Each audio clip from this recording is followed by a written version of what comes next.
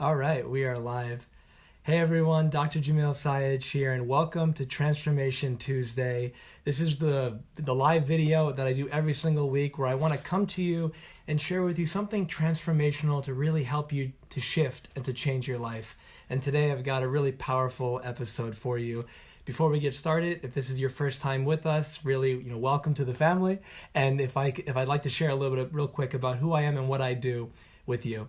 So as I said, I'm Dr. Jamil Sayed. I'm a licensed naturopathic physician and transformation coach and strategist, and I work with leaders and high performers to help them create an extraordinary life without regret. And to me, that typically looks like helping them to create their dreams, to make their dreams come true, helping them to unlock their full potential so they can realize, come back to home, come back to who they truly are, and finally, getting them really clear on that life they want to create so they can create that extraordinary life they deserve for themselves and for their family and for their community. I sit with them, we connect deeply, and their life shifts, their life changes. That's what I do. That's why I'm on this planet. And so today's episode is called The Clock is Ticking.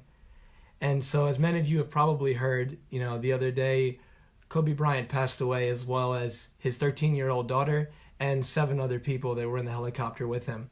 And I remember waking up in the morning and going to the kitchen and my sister sharing this news with me, and it caught me so off guard. And I was thinking, wait, how old is he? And I didn't know how it happened, and I looked, and it was, such a tragedy.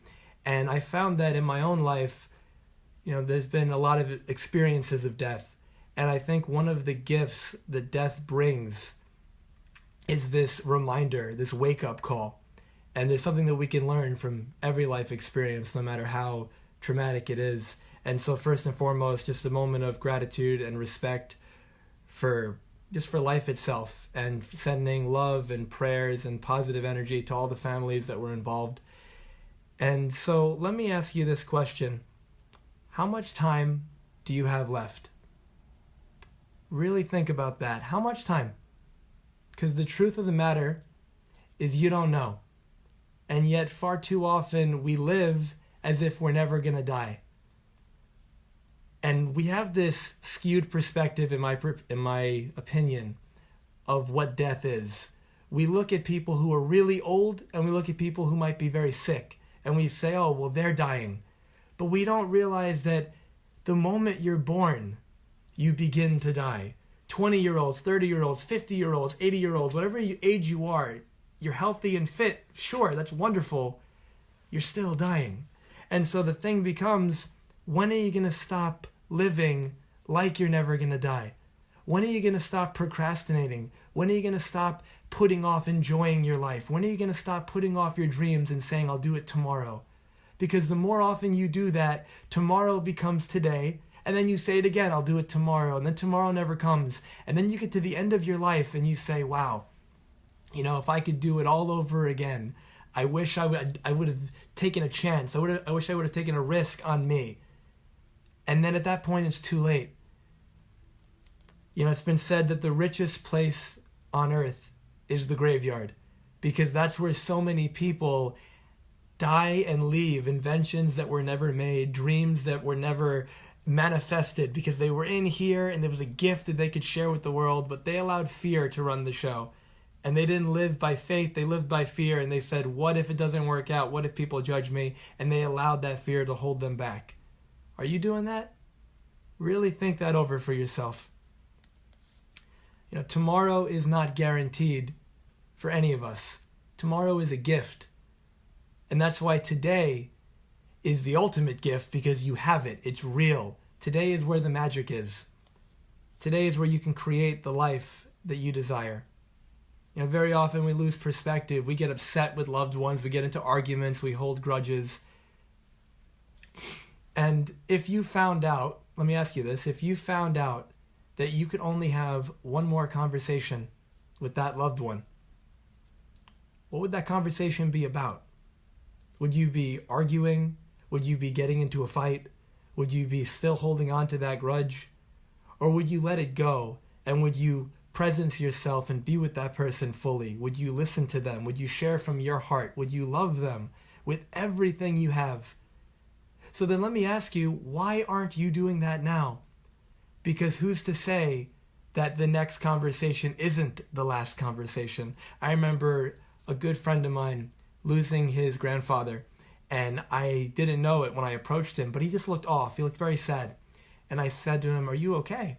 And he told me, I just found out that my grandfather has end-stage cancer. He doesn't have much long to live, and he was in a different state, and he wasn't able to visit him. And then he tells me, "You never think the last time you see someone is going to be the last time." And I thought that was deeply profound. And I want you to internalize that. This is not about, guilt tripping or making you feel bad. This is just a wake-up call that none of us know how long we have left. Don't allow insignificant things and petty arguments to ruin the relationships that you have. For example, the amount of times other people have shared with me, and I've said this to myself in the past as well, if I could go back and do something differently, or if I had one more night, one more hour with a loved one who passed away, I would give anything for that. And people tell me that, and then on the one hand, well, you can't go back and do things over, but you can start now and do things differently going forward to create a new future.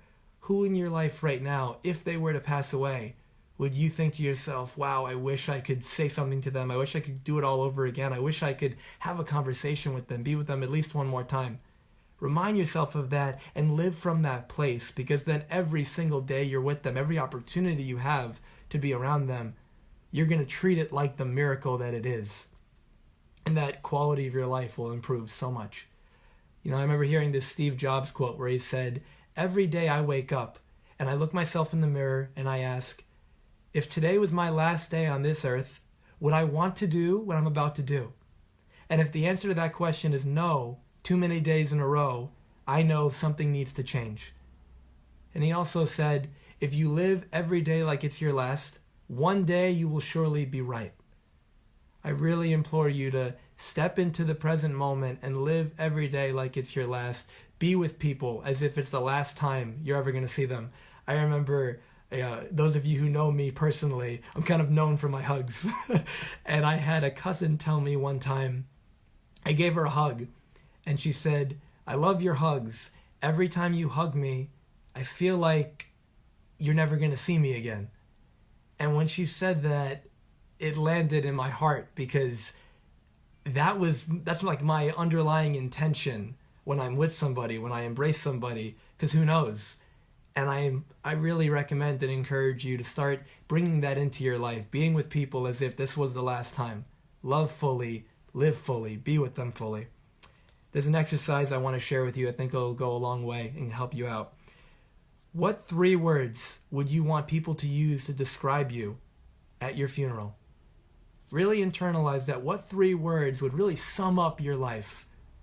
To share with you some of mine, give you 4, but enthusiastic, compassionate, loving, and transformational. And for me, enthusiasm comes from the word entheos. It means the God within, the Spirit of God within. You see someone who's enthusiastic, it's like they're glowing, they're radiating. And I want to shine that as much as possible in every area of my life at all times, if I can. And then compassionate and loving to as many people as possible, because they deserve it, myself included. And then transformational. I want to make a difference in people's lives. I want to wake people up so they're not living in this limited story. They can have this fullest expression of their humanity so they can create the life that they deserve. What are your words? Get clear on that. Write them down. And then ask yourself this question every single day. How can I live these words today? How can I step into these words fully? When you ask yourself that every day, you remind yourself of that. So for example, with my words, how can I be more compassionate today? Who needs my compassion? How can I be more loving? What opportunities do I have today to help transform someone's life? Where can I be more enthusiastic about my life? Where can I enjoy my life more?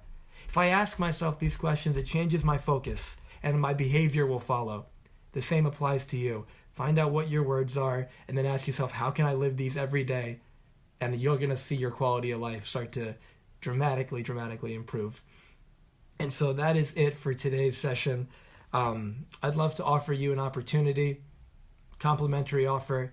If you know that you haven't been playing full out, if you know there's a dream that's inside of you that you have to share with the world, Let's get on a conversation. Let's have a dream building session, 45 minutes to an hour. Let's get you really clear on what that dream is. And at the end of that hour, you have the blueprint right there to make it real on your own. And if you'd like help, I'm more than happy to help you out there. So I'll talk to you guys soon. And thank you all for watching. Take care.